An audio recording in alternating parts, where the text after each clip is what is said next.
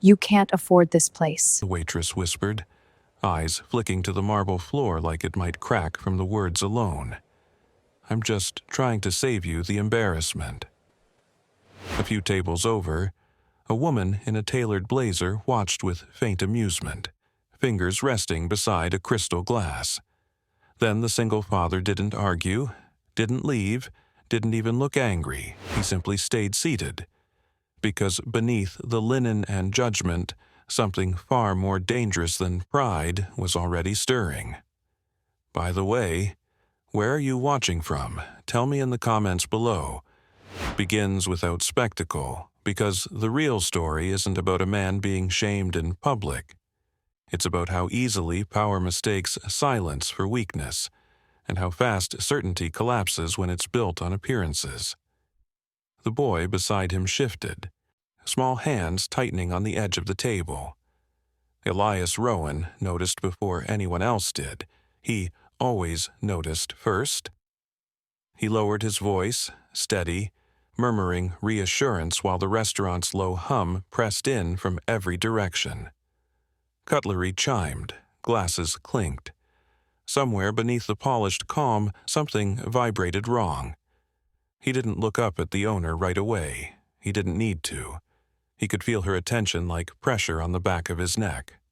The remaining subpart flows without pause. He'd chosen the restaurant because it was quiet at this hour. Because his son had asked to see the water through the tall windows. Because sometimes, after weeks of takeout and careful budgeting, a father wanted to offer one small, normal thing. That was all. No statement, no challenge, just dinner. The chair across from him scraped as a server adjusted place settings that didn't belong to him. The linen was thick. The silverware is heavy. Everything here was designed to remind people who they were supposed to be. He rested his palms flat on the table, grounding himself, and felt a faint tremor travel through the surface. Not enough for alarm. Enough to register. Across the room, Celeste Ward stood and finally approached. She moved with the ease of someone accustomed to rooms parting for her, heels confident against stone. Conversation softened as she passed, the way they always did when authority entered shared space. Her gaze landed on the child first, then returned to the father with something like pity sharpened into judgment. "This section is reserved," she said lightly, the smile never quite reaching her eyes. "I'm sure you understand." He looked up then, met her gaze, calm, unshakable. "We're fine," he replied. The words were simple, almost gentle, but they didn't bend. The boy coughed, shallow and tight. Elias was already reaching into his jacket, already counting breaths, already angling his body to shield small shoulders from curious stares. A few diners shifted uncomfortably. Someone sighed. The imbalance in the room widened. Celeste's patience thinned. She gestured subtly, a signal meant for staff, for removal, for things to be handled out of sight. This was her domain. Problems were escorted away before they became scenes. Another tremor ran through the floor, stronger this time. A glass tipped, then steadied. Elias's eyes flicked toward the far wall, toward a decorative column wrapped in steel and stone. The vibration wasn't from footsteps. It was deeper, structural. He stood, slowly, not in defiance, in response. That was the moment the room stilled. The owner froze mid-gesture, surprise breaking through composure as chairs shifted and heads turned. Standing changed the math. Standing demanded attention. "I need you to clear this section," he said, voice even, carrying just far enough. "Now." Someone laughed, sharp and disbelieving.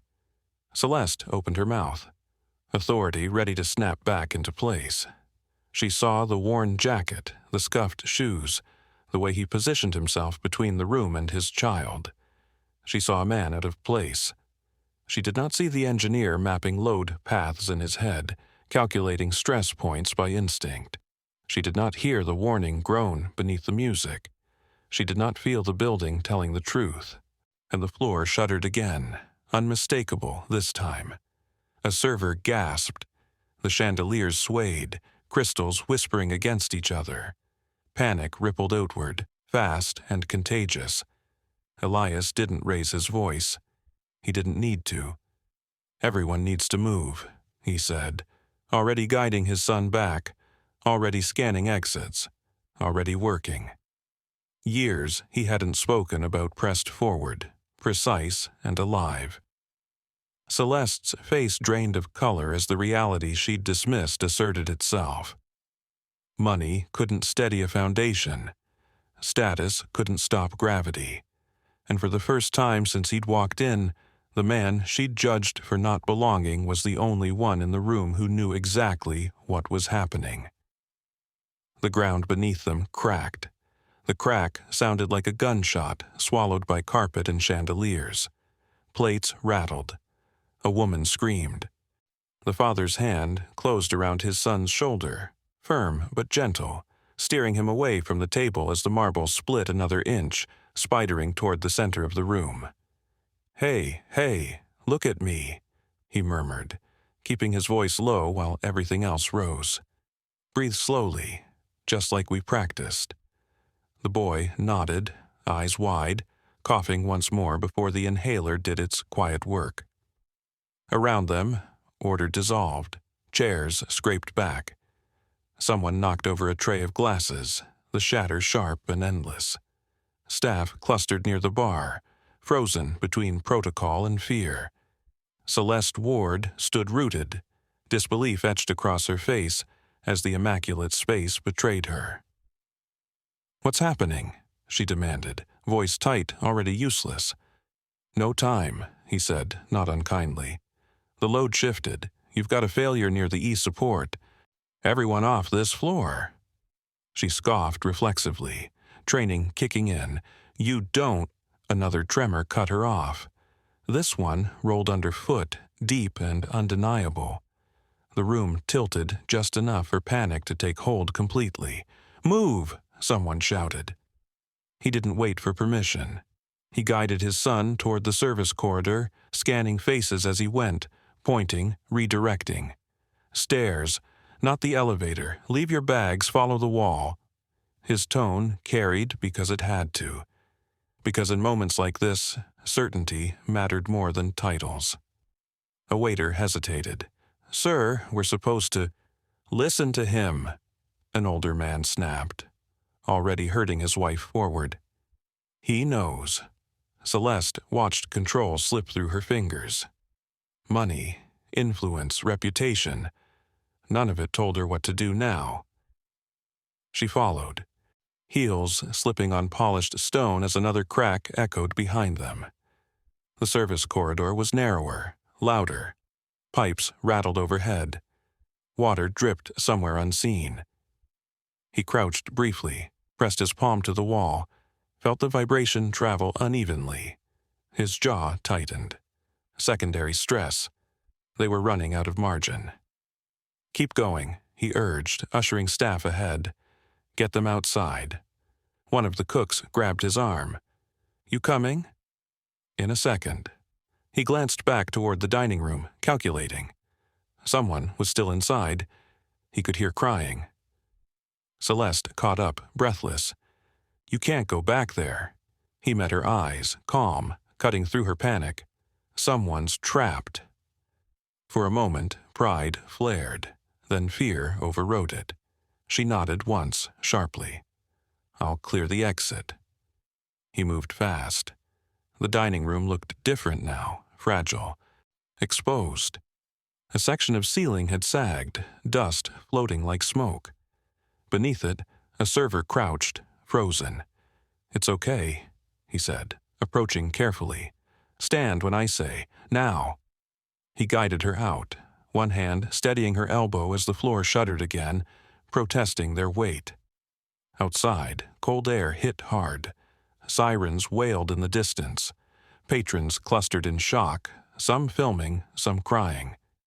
Celeste barked orders that finally landed, staff spreading out, accounting for faces.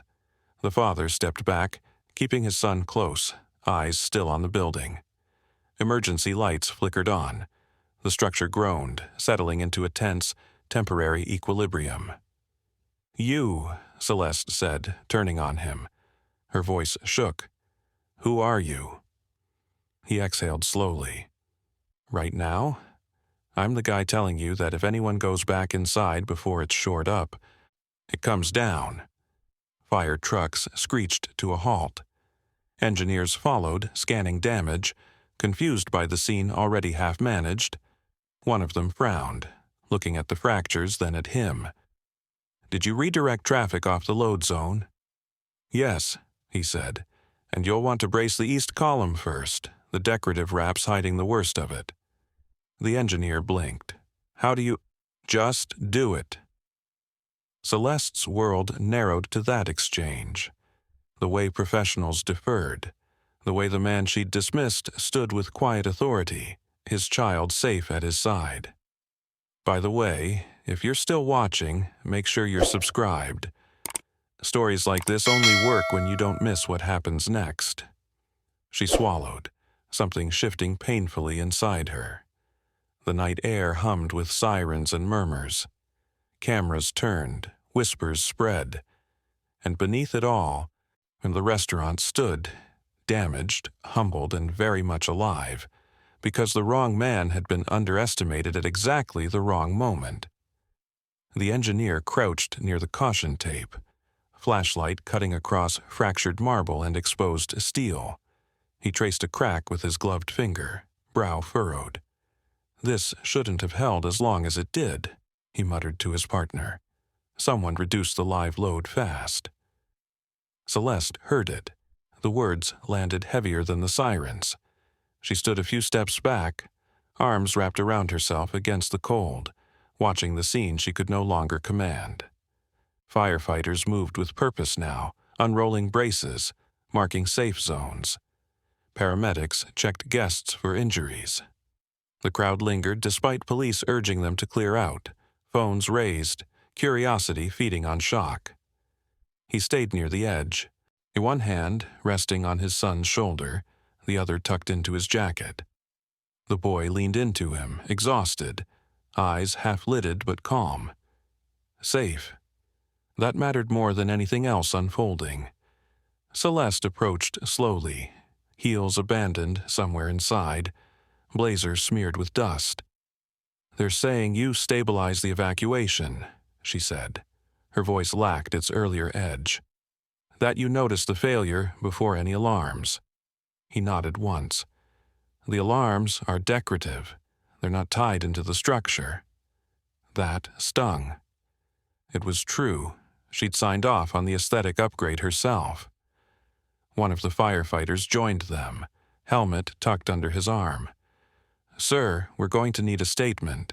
You saved lives tonight." He shook his head. "I just paid attention." The firefighter smiled faintly. "That's usually enough." Celeste watched the exchange, as something unraveling inside her. Power had always answered to her name. Tonight, it had answered competence. She glanced back at the restaurant, her flagship, her symbol, now wrapped in tape and flashing lights, stripped of mystique. "Who are you?" she asked again, quieter this time. He considered the question. The answer was complicated, heavy. "A dad," he said finally. She almost laughed, then stopped herself. The simplicity felt earned. An inspector arrived, tablet in hand, eyes scanning. "We'll need access to the original structural plans." Celeste straightened instinctively. "I can have my office."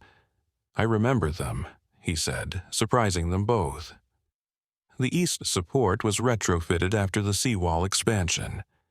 The load transfer was never meant to carry this kind of weight. The inspector looked up sharply. "You worked on this building?" "Not this one," he replied. "Others like it." A pause followed. The kind that opens doors no one expects. The inspector nodded slowly. Stay close. As they moved back toward the perimeter, murmurs rippled through the crowd.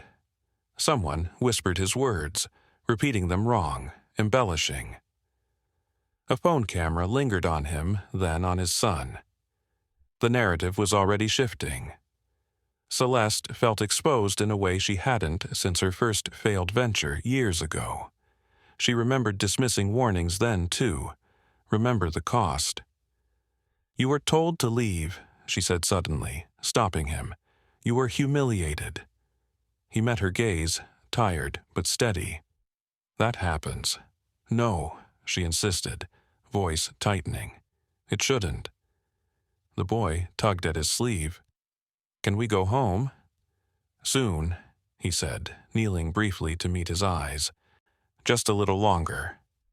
Celeste watched that moment, the way he softened, the way the chaos faded for him entirely. Something in her chest shifted, uncomfortable and undeniable. Sirens faded as the situation stabilized. The restaurant stood wounded but upright. Inspectors conferred. Firefighters packed up. The crowd thinned, disappointment setting in as the crisis ebbed. One of the engineers approached again, excitement barely contained. "Sir, the bracing you suggested, it worked perfectly. We're crediting you in the report." He nodded, accepting without flourish. Celeste exhaled, long and slow. The night had stripped her of certainty and handed it to someone she'd barely seen. "I owe you an apology," she said. The words tasted unfamiliar. He didn't rush to answer. "Make sure no one else gets hurt," he said instead. "Oh, that's enough." She swallowed, nodding. "It will be." As emergency vehicles pulled away, cameras caught the final image. A man in a worn jacket holding his child close, standing calmly in the wreckage of a world that had underestimated him. And Celeste Ward knew, with a clarity she couldn't escape, that the story people would tell tomorrow would not be the one she'd written for him when the night began. The last fire truck rolled away, its red lights washing briefly over the cracked facade before disappearing down the waterfront road. What remained was an uneasy quiet, the kind that followed near disaster, heavy with unanswered questions. Temporary barriers ringed the restaurant now, orange and unmissable, turning luxury into liability. He stayed where he was, watching inspectors move in and out, marking surfaces with chalk, murmuring measurements. The boy sat on a low concrete planter beside him, legs swinging slightly, fatigue finally winning. He draped his jacket over small shoulders without thinking. Celeste lingered nearby, phone pressed to her ear, voice low and urgent. "I don't care what it costs," she said. "I want the best structural team here by morning. Yes, all of them." She paused, eyes flicking toward him again. "No, I'm serious." She ended the call and stood still for a moment, staring at the building like it had personally betrayed her. When she turned back, some of the steel had drained from her posture. "They're saying we'll be shut down for weeks," she said, not accusing, just stating facts. "That's optimistic," he replied. She let out a humorless breath. "You don't soften blows, do you?" "Buildings don't," he said. "Oh, I just listen." That answer unsettled her more than anger would have. She watched him adjust the jacket around his son, noticed the care, the practiced motion. This wasn't improvisation. This was someone used to holding things together. An inspector approached, tablet glowing in the dark. "We'll need you both tomorrow," he told Celeste. "And you," he added, turning to the father. "If you're willin'." Celeste blinked. "Him?" "Yes," the inspector said. "He understands this structure better than anyone here." The imbalance she'd relied on all evening tilted further. She nodded, slowly. "Of course." The inspector moved on. Silence stretched between them, awkward and thick. "You didn't have to stay," she said finally. "I know." "Why did you?" He looked at the building again, then down at his son. "Because leaving problems half seen is how people get hurt." That landed harder than accusation. She thought of budgets approved too quickly, warnings waved away, corners smoothed over with money. She'd built an empire on decisive action. Tonight had exposed the cost of ignoring quiet voices. A small crowd still lingered across the street. Someone called out his name, just his first, testing it like a rumor. He didn't respond.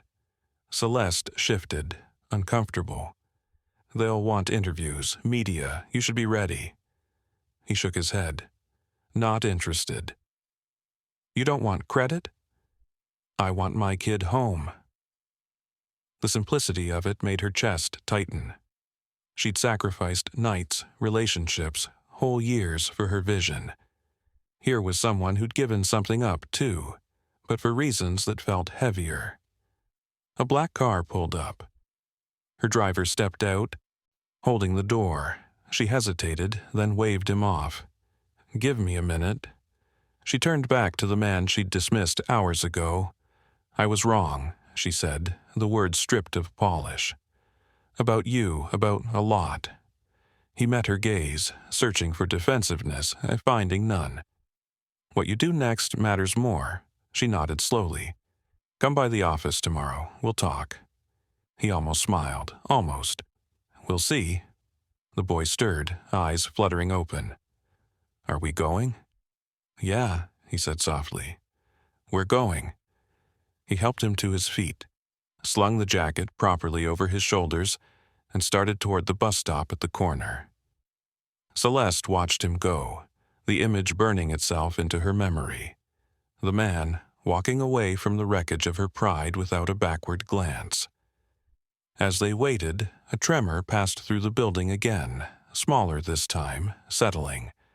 The inspectors froze, then relaxed when nothing followed. Celeste exhaled, long and shaky. She'd built places meant to impress, to dominate skylines and conversations. Tonight had taught her something harsher and truer. Some foundations failed because they were designed to ignore the weight they carried. Across the street, the bus arrived with a hiss of air and tired hydraulics. He stepped on, guiding his son ahead of him, disappearing into ordinary light. Celeste stood alone with the barricades and the silence, knowing the story wasn't over. Not for her. Not for him. And for the first time, she wasn't sure who would be standing when it was. Morning came too fast and not fast enough. He stood across the street from the building with a paper cup of coffee, warming his hands, watching sunlight crawl over the damaged facade. In daylight, the fractures looked worse. Honest, in a way darkness had softened. The restaurant's name still gleamed above the entrance, but the illusion was gone. His son sat on the low wall beside him, swinging his legs again, energy slowly returning. "Is it broken forever?" the boy asked. "No," he said, "just needs the right fixes." They crossed when the inspector waved them over. Temporary supports now framed the entrance, steel braced against stone like bones set after a bad fall. Inside, the space smelled different. Dust, metal, something raw beneath the polished surfaces. Celeste Ward stood near a folding table that hadn't been there before, blazer replaced by a simple coat. Blueprints were spread out, corners curling. Engineers clustered nearby, voices low, respectful in a way that hadn't existed last night. She looked up when she saw him, surprise flickering, then something close to relief. "You came. I said we'd see." She nodded once. "Thank you." They moved inside together, the boy staying close, fingers hooked into a belt loop. The engineer stepped aside instinctively, making room. He crouched near one of the supports, eyes tracing stress lines, hands hovering without touching. "You reinforced the wrong section," he said quietly. One of the engineers stiffened. "Excuse me?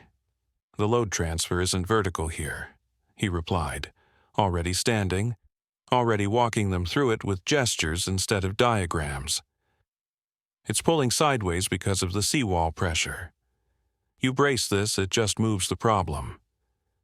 Silence followed. Then the engineer exhaled. "He's right." Celeste watched it happen. The deference, the shift, like watching gravity change direction. She folded her arms, absorbing the truth she'd ignored too many times. Expertise didn't announce itself with confidence. It waited to be asked. They spent the next hour moving through the building, floor by floor. He pointed out hairline fractures others missed, and explained why cosmetic fixes would fail. He never raised his voice, never claimed authority. He simply corrected errors before they became disasters. At one point, Celeste pulled him aside. "You could consult," she said, "with us, permanently." He glanced at his son, now sitting on a crate, coloring quietly with a borrowed pen. "I don't want my life back," he said. "I just want it to work." She nodded, understanding more than she liked. "Then help me make sure this place doesn't hurt anyone ever again." That was something he could stand behind. Outside, a small crowd had gathered again. Word traveled fast. Phones lifted when they saw him through the glass, moving confidently through a space he'd been told he couldn't afford. Someone recognized him from the night before. A reporter edged closer. Celeste noticed. "They'll make you a story," she warned. He shrugged. "They already did." The inspector approached with a clipboard. "We're reopening in phases," he said. "Thanks to your intervention, damage was limited. We'll note that." Celeste met his eyes. "I want it noted publicly." The inspector raised an eyebrow but nodded. "By the way, if you're still here with us, make sure you're subscribed. Stories about quiet power don't always get told unless you stick around." The reporter called out a question. "Sir, are you an engineer?" He paused, then answered honestly. "I was. And now?" He looked down at his son, who looked back up at him, smiling. "Now, I'm something else." Cameras clicked. Celeste felt the weight of what she was witnessing settle fully. This wasn't charity. This wasn't redemption wrapped in PR. This was accountability unfolding in daylight. Later, as they stepped back outside, she stopped him. "I meant what I said last night," she told him. "I was wrong, and I won't pretend otherwise." He studied her face, saw the discomfort, the effort it took. "Good," he said. "Then do better." She smiled, small but real. "I intend to." He walked away again, son at his side, leaving her with a building that would stand because someone she'd dismissed had refused to look away. Across the street, people whispered his name now with respect instead of amusement. The tide had turned, not with applause, but with proof. And as the sun climbed higher, illuminating every crack and brace, the restaurant became something new. A reminder that dignity doesn't ask permission. The second walkthrough began where the first had ended, at the east support that still hummed faintly under strain. The temporary braces held, but only just. He knelt again, fingertips grazing dust on the floor, listening with his body the way he always had. The building wasn't angry anymore. It was tiring. Engineers hovered nearby, quieter now, notebooks out. One of them watched his hands more than the walls. "You feel that?" the man asked. "Yes," he replied. "Sheer stress hasn't settled. It won't until you relieve pressure from the upper deck." "That deck's decorative," another engineer said automatically. "It shouldn't." "It does," he interrupted, not sharp. "Just certain." Because someone wanted a view and didn't want to pay for the reinforcement. Celeste flinched. The words landed cleanly, factual, impossible to dodge. She opened her mouth, then closed it again. This wasn't an accusation. It was a diagnosis. The inspector nodded slowly. We missed that. Because you were told it couldn't be a problem, he said.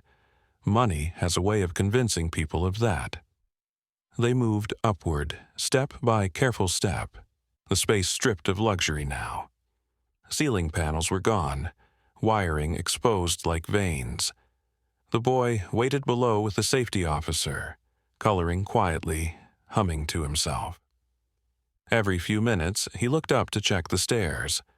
At the upper level, he stopped beside a wide window overlooking the water. The view was breathtaking, exactly as intended. He tapped the frame lightly. This, he said. This is where it started. An engineer frowned. The glass? The cut, he corrected. It was widened. It shifted the load path. Small change. Big consequence. The room went still. Someone pulled up original schematics on a tablet, fingers flying. The discrepancy appeared in red. Celeste closed her eyes briefly. She remembered the meeting, the argument, her own impatience. Make it work, she'd said. People won't notice. They noticed now. This needs to come out, the inspector said, immediately. And the deck below needs shoring before you touch it, he added, or it all transfers downward. The engineers nodded, already moving, already deferring. It wasn't dramatic, it was inevitable. As they worked, word spread beyond the building. A local news van pulled up, then another.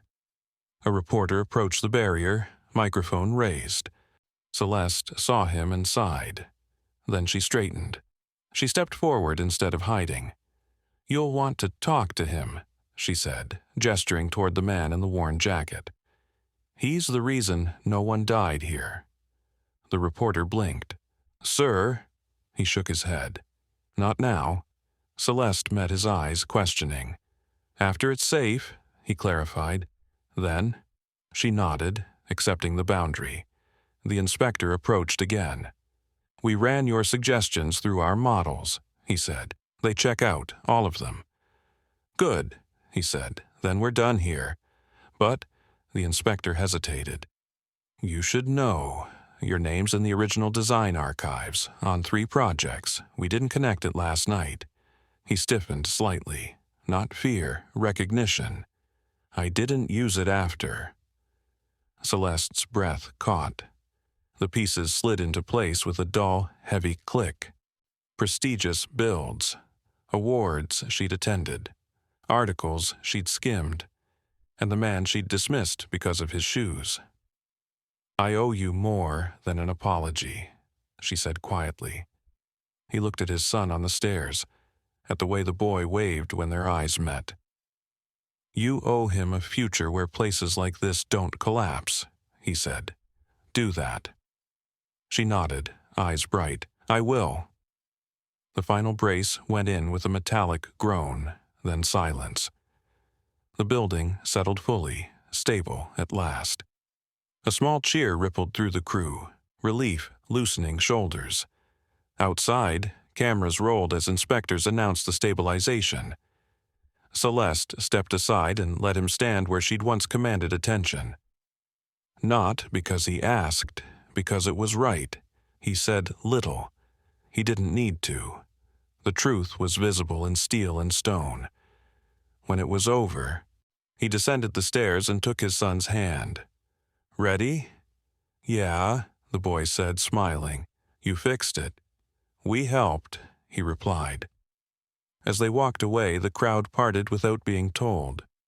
Respect moved faster than rumor now. Behind them, Celeste Ward stood in a hard hat, watching a building she'd nearly lost and a man she'd never really seen. The exposure wasn't loud. It didn't need to be.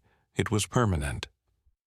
They walked 2 blocks before either of them spoke, the noise of cameras fading behind them, replaced by gulls and traffic and the steady slap of water against the pier. The boy skipped once, then twice, testing normal again. He tightened his grip instinctively, not to stop him, just to stay connected. The building was stable now. That didn't mean the world was. It never had been. He felt the echo of it in his chest, the aftershock of responsibility easing slowly. At the bus stop, he checked the posted schedule, calculating without thinking. The habit never left. Time, distance, margin. The boy leaned against his side, head bumping his arm. "You were brave," the kid said, like it was obvious. He smiled at that, small and crooked. "You were," he answered.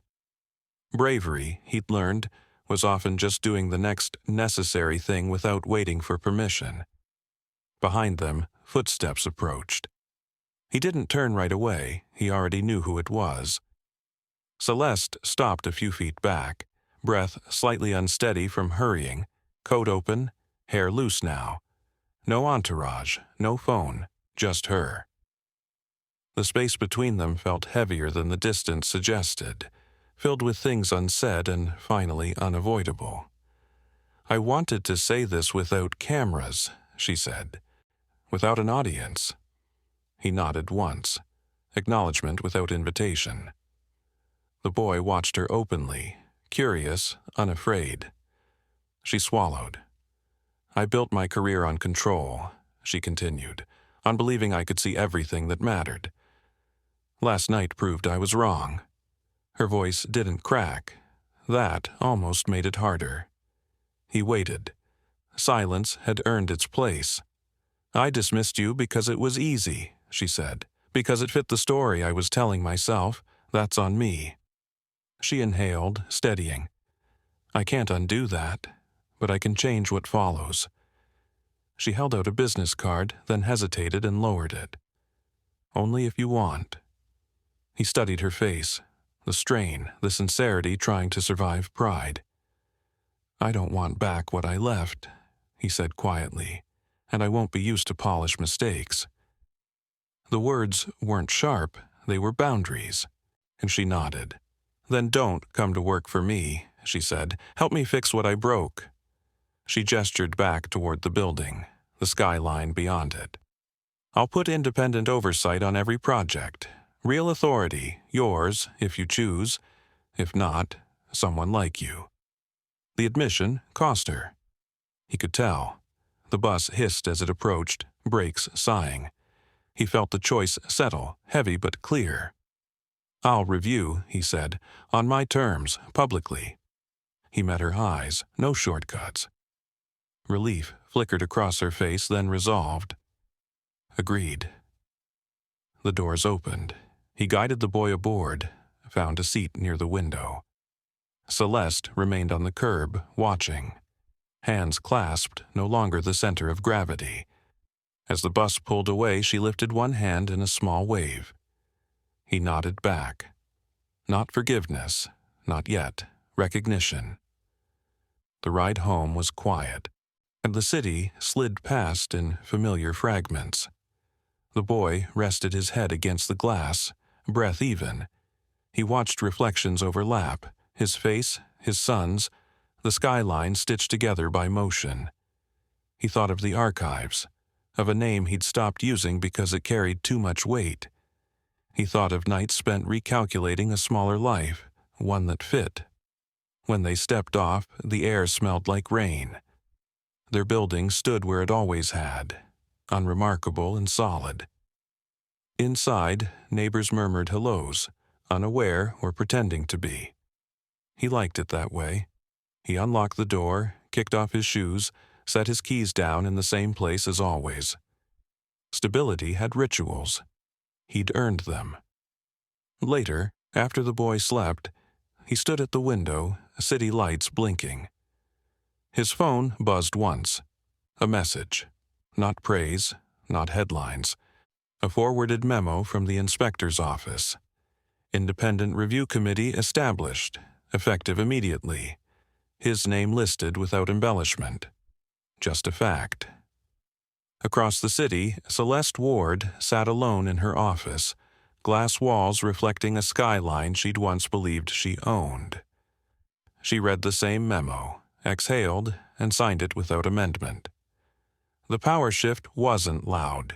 It didn't need to be.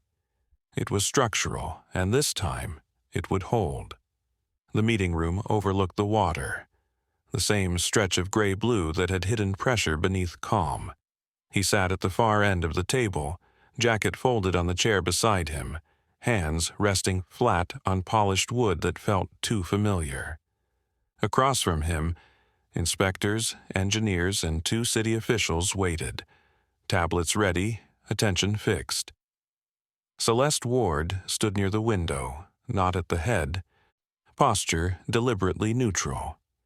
He began without ceremony, walking them through the failure points, the decisions that led there, the shortcuts that had seemed harmless until they weren't. He didn't dramatize. He didn't accuse me. He laid out facts the way structures demanded them. Load, stress, consequence. Heads nodded. Notes filled quickly. When questions came, they were precise, respectful.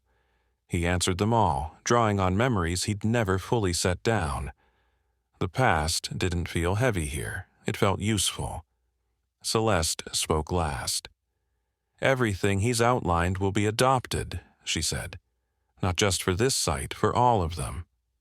She paused, then added, "And the record will reflect how we got here." That was the preparation. That was the line she crossed deliberately. Outside, cameras waited. Word had spread about the review. Yeah, about the man who'd stepped in when money couldn't. He could hear the murmur through the glass, feel the pull of a story forming whether he wanted it or not. Celeste turned to him. "They'll ask who you are," she said quietly. He nodded. "They can ask." The doors opened. Light and noise rushed in together. Reporters surged forward, questions overlapping, microphones raised. He stood where he was, not elevated, not hidden. The boy wasn't here. That mattered. This was work. A reporter asked about credentials. Another asked why he'd been there that night. He answered simply, grounding each response in responsibility, not revenge. When someone asked about being told he didn't belong, he paused, then said, "Belonging isn't decided by price tags." Celeste watched from the side, face composed, eyes bright. When asked about her role, she didn't deflect. She acknowledged failure. She is named bias. The crowd quieted at that. Accountability carried its own gravity. By the way, if you're still with us, hit subscribe so you don't miss how quiet truth reshapes loud rooms. The conference ended without applause. It didn't need it. The damage was documented, the fixes are mandated, the oversight is permanent.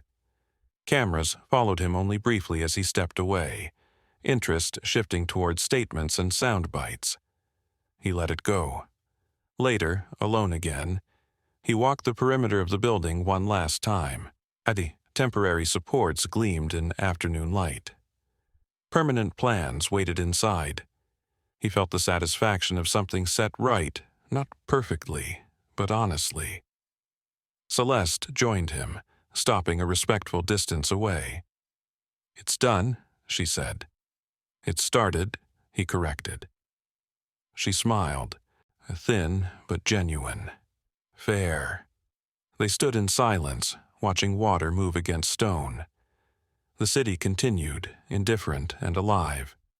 He thought of his son at school, drawing buildings that stood because someone had cared enough to calculate twice. "I won't waste this," she said. He believed her. Or believed the structure they'd put in place would catch her if she tried. He turned and walked away, not because the story was over, but because the work was set to continue without him standing in the center. That was the point. Behind him, cameras packed up. Ahead, ordinary life waited. And somewhere between them, dignity settled into its rightful place, load-bearing and unseen. The next week unfolded without spectacle, which somehow made everything feel heavier. Repairs began behind temporary walls, steel arriving at dawn, or crews rotating in quiet efficiency. The waterfront returned to its rhythm, joggers and tourists passing the site with only a glance, unaware of how close it had come to collapse. He liked that. Stability wasn't meant to announce itself. He reviewed reports at his kitchen table after the boy went to bed, pages spread beside a mug gone cold. Numbers, diagrams, redlined decisions. Patterns emerged quickly. It wasn't just one mistake. It was a culture of small allowances stacked until they became risky. He annotated carefully, not to condemn, but to correct. Precision mattered. People lived inside these margins. Across the city, Celeste Ward felt the same weight settling in. Meetings ran longer now. Questions went deeper. Consultants bristled when told their assumptions were being challenged by someone who didn't wear the right suit. She let them bristle. For the first time in years, she wasn't rushing to smooth discomfort away. The review committee met again, this time without cameras, without urgency driving theatrics. He attended remotely, voice steady through the speaker as he flagged inconsistencies, requested data, and rejected language that softened responsibility. Each correction tightened something loose in the system. Each one made it harder for anyone to pretend later. At school pickup, another parent recognized him from the news clip that had circulated briefly before the story moved on. "That was you?" the man asked, impressed. He shrugged, smiled politely, and changed the subject. He'd learned long ago that admiration could turn just as quickly as contempt if you fed it. The boy tugged his hand as they walked home. "Are you fixing more buildings?" "I'm helping make them safer," he said. "That's good," the boy replied, satisfied. The judgment felt complete. On Thursday, Celeste visited the site alone. Hard hat on, boots scuffed now, she walked the reinforced floors slowly, hand brushing cool steel. The changes were visible if you knew where to look. Thicker supports, different angles, honest work. She remembered the whisper from that first night, the dismissal she'd allowed. The memory burned, but it also guided me. She wouldn't forget it. Not now. A reporter called her office asking for follow-up. She declined. "There's nothing new to say," she told her assistant. "We're doing the work." It felt strange to mean it. At the same time, messages trickled in from other developers, other firms. Quiet inquiries, curiosity framed as respect. She forwarded them all to the committee. Transparency wasn't optional anymore, it was structural. He received one message himself, forwarded by the inspector. An offer to consult privately, lucrative, discreet. He deleted it without replying. Discretion had been the problem. That night, as rain tapped the windows, he dreamed of calculations he hadn't touched in years, of drawings unrolling endlessly, each correction stabilizing something unseen. He woke before dawn, heart steady. The dream didn't haunt me. It clarified. By Friday, the city issued a preliminary statement acknowledging systemic issues uncovered by the review. No names highlighted, no heroes crowned.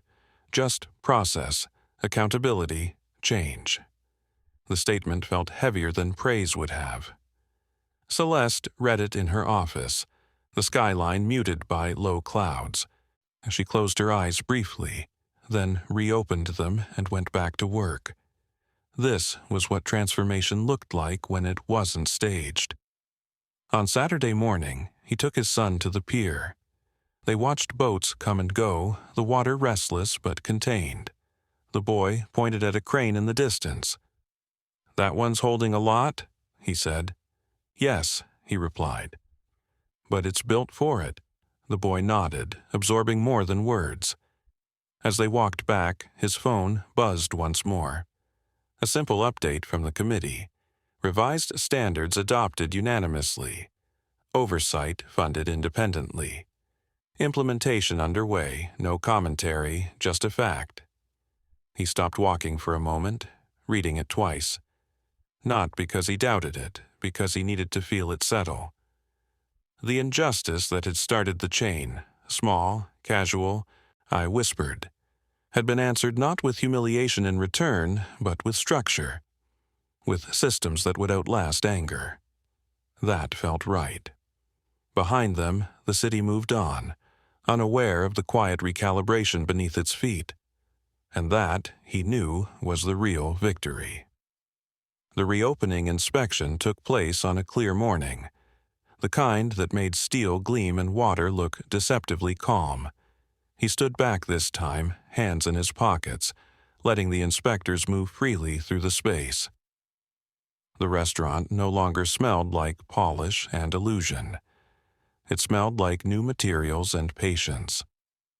Celeste walked beside the lead inspector, answering questions without embellishment. She didn't rush him. She didn't interrupt. The habits she'd built over decades were being unlearned in the real time, replaced by something slower and sturdier. He noticed. And change left signatures just like stress did. They paused at the east support, now fully reinforced, angles corrected, load paths honest. The inspector tapped it lightly, then checked his tablet. "This holds," he said simply. A murmur of relief moved through the room. Celeste exhaled and glanced toward him, a question in her eyes. He nodded once. Not approval, confirmation. Outside, a small group of journalists waited again, less aggressive now, their interest sharpened by follow-through instead of spectacle. Celeste stepped out first, flanked by city officials. She spoke briefly, naming the changes, crediting the process, deflecting praise away from herself. When asked about the man who'd identified the failure, she gestured back toward the entrance. He stepped into view, reluctant but composed. The question came quickly. "Do you feel vindicated?" He considered it. "I feel responsible," he said. "Vindication doesn't keep buildings standing." The answer traveled fast, quoted before he finished speaking. He didn't chase it. He didn't need to. Inside, staff returned to the space cautiously, touching tables, testing chairs, reacquainting themselves with a place that had nearly betrayed them. One of the servers from that first night caught his eye and smiled. A quiet thank you. He nodded back. Celeste joined him near the doorway once the crowd thinned. "We're reopening next week," she said. "Limited capacity, no shortcuts." "Good," he replied. She hesitated, then added, "I've made a donation." He raised an eyebrow. "To the City Fund for Independent Inspections," she clarified. "No branding, no announcement." He allowed himself a small smile. That's the right direction." They stood in companionable silence for a moment, watching sunlight stretch across the reinforced floor. The space felt different now, less impressive, more real. "I used to think power was about control," she said quietly. "Now, I think it's about restraint." He glanced at her, surprised. "It's about listening," he said, "even when you don't like what you hear." She nodded, absorbing it. His phone buzzed. A message from the school reminding parents about an early dismissal. He checked the time and sighed softly. "I should go." "Of course," she said. "And thank you." He met her gaze. "Don't thank me. Maintain it." She smiled, accepting the charge. As he walked away, he passed the place where he'd been told he didn't belong. The memory had lost its sting, replaced by something steadier. He belonged where responsibility lived. Everywhere else was negotiable. Outside, the city moved around him, indifferent and resilient. He boarded the bus, found a seat, watched the restaurant recede through the window. It stood solid now, not because of money or status, but because someone had been willing to say no when it mattered. That evening, he picked up his son early. They walked home together under a sky streaked with orange and gray. "Did they fix it?" the boy asked. "Yes," he said. "They fixed it right." The boy smiled, satisfied. "Good." As they reached their building, he felt the quiet weight of the weeks lifting, replaced by something lighter and harder earned. Justice hadn't been loud. It hadn't humiliated anyone in return. It had simply held. The week before reopening passed without headlines, which felt like a victory all its own. He returned to his routines, the quiet scaffolding of his life clicking back into place. Mornings meant coffee measured by habit, not urgency. Work meant reviewing plans that would never carry his name, only his care. The city hadn't changed, he had. At the office, a junior engineer stopped him near the copier, nervous energy buzzing. "I heard about the restaurant," she said. "What you did?" He tilted his head. "I did my job." She shook her head. "You did it when it wasn't safe to." He studied her for a moment, then nodded once. "That's when it matters." The words stayed with her. He could tell. Small transmissions like that were how standards survived. Later that afternoon, a sealed envelope waited on his desk. No return address, but he recognized the handwriting immediately. Inside was a handwritten note and a copy of a city ordinance draft. Celeste's influence was all over it, subtle but undeniable. Mandatory third-party structural reviews for public venues, randomized scheduling, penalties with tithe. At the bottom, a single line. "You were right. I should have listened sooner." He folded the note carefully and placed it in his drawer. Not as a trophy, as a reminder. That night, he cooked dinner while his son did homework at the table. The clatter of pans, the low hum of traffic outside, the ordinary choreography of a life uninterrupted. "Are you famous now?" the boy asked without looking up. He smiled. "No." "Good," the boy said. "Famous people miss stuff." He stirred the pot, letting the steam fog his glasses. "I don't plan to." After dinner, they sat on the couch, a documentary murmuring in the background. His phone buzzed again. A message from a number he didn't recognize. It was a photo of the restaurant interior, empty and ready, chairs aligned, lights warm. Beneath it, doors open. "Monday, first table's on us if you want it." He typed back slowly. "Thanks. But give it to the staff. They earned it." The reply came a moment later. "They'll like that." Monday arrived quietly. He passed the restaurant on his walk to work. Windows glowing, a small line forming. No banners, no speeches, just people trusting a place again. He paused, watching for a second, then kept moving.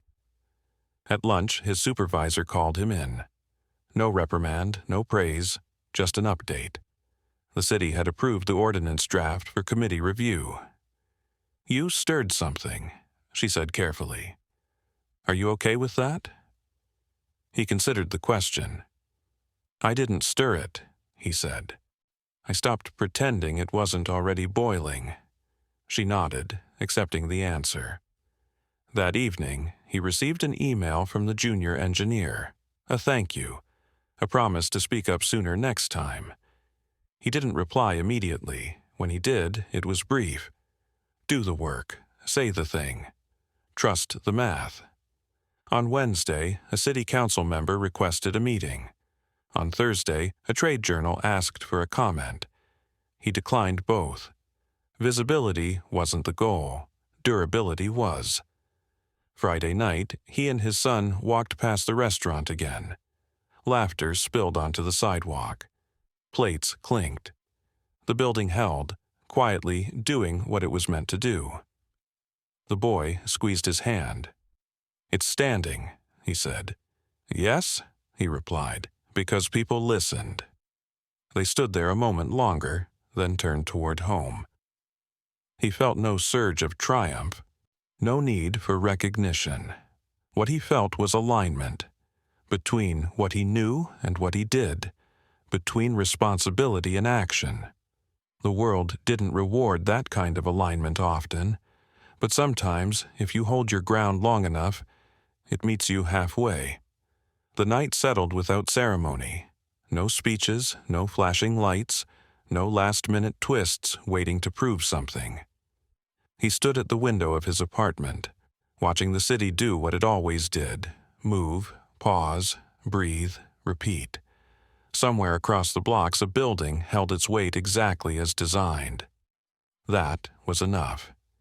He thought about how close it had all come to going the other way, how easily silence could have passed for professionalism, how often discomfort was mistaken for inconvenience instead of warning. The memory didn't make his chest tighten anymore. It sharpened his attention. In the days that followed, the ordinance passed the committee, then council, then quietly became policy. No one called him about it after that. Systems rarely remembered the hands that nudged them back on course. They only remembered whether they failed again. At work, he noticed changes that didn't announce themselves. Meetings slowed down. Questions were asked twice. Younger engineers spoke earlier, less afraid of being labeled difficult. The culture didn't transform overnight, but it leaned. Sometimes that was all progress needed. At home, life stayed stubbornly ordinary. Lunch packed, homework checked, stories read before bed.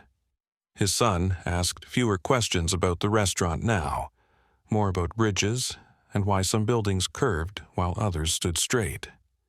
He answered when he could, admitted when he couldn't, and the honesty felt like inheritance.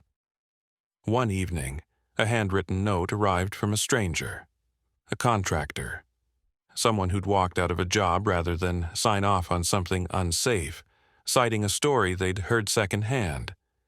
He folded the note and placed it with the others, not as proof, but as a pattern.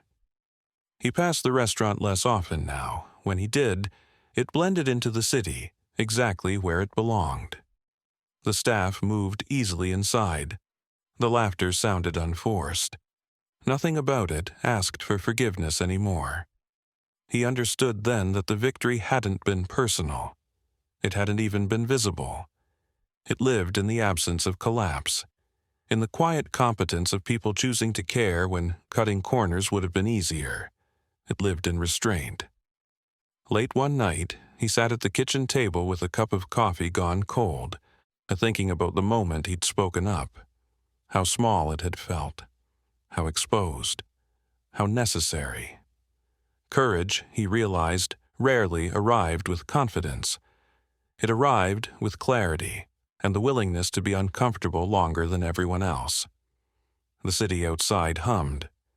Somewhere, another decision was being delayed. Somewhere else, someone was being told to stay in their lane. The pattern would repeat. It always did. But now he knew something he hadn't before. That refusal could travel. That quiet insistence could outlast noise. That doing the right thing without demanding credit wasn't a weakness. It was infrastructure. He turned off the light and headed to bed, ready for morning. Ready for work that wouldn't make headlines. Ready for the next moment that asked him who he was when it counted. And before we go, I want to hear from you. Ask me for the next story title you want us to tackle. Subscribe and don't miss our next story. Single dad refused to show ID at airport security. TSA laughed until the red phone rang. Trust me, you'll feel it. And tell me in the comments, what injustice should we tackle next? Some stories end with applause. This one ended the way it began, with something standing because someone refused to look away.